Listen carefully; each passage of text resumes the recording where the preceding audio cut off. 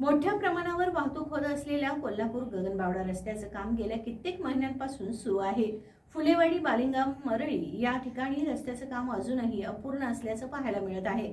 रस्त्याचं काम चालू असल्यामुळे पर्यायी मार्ग म्हणून कच्च्या रस्त्याचा वापर केला जातोय. पावसामुळे कच्च्या रस्त्यावर चिखल झाला आहे.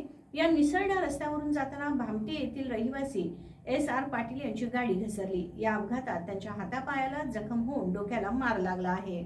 पावसामुळे निसरडा झालेल्या कोल्हापूर गगनबावडा रस्त्यावर अपघाताचं प्रमाण वाढलं आहे. बुधवारी सकाळी 9च्या सुमारास मरळी पुलानजीक अपघात घडला. मरळी पुलाचं काम अपूर्ण असल्यामुळे पर्यायी मार्ग म्हणून कच्च्या रस्त्याचा वापर केला जातो.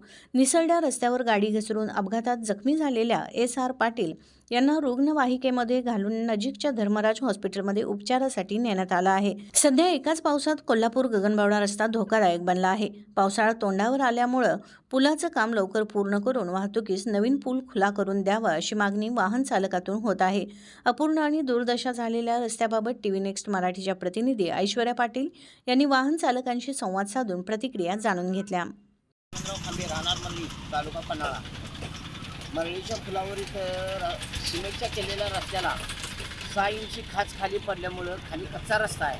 4-5 जणांचे ॲक्सिडेंट झाले तरी इकडं कोण लक्ष देत नाही.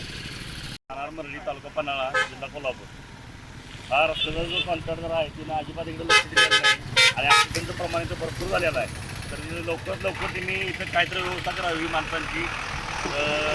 ॲक्सिडेंटची गैरसोय बरीचशी झालेली आहे. तरी लवकरात लवकर त्यांनी काहीतरी त्या रस्त्याची विल्हेवाट लावावी आणि माणसांसाठी रस्ता योग्य तो उपलब्ध करून द्यावा.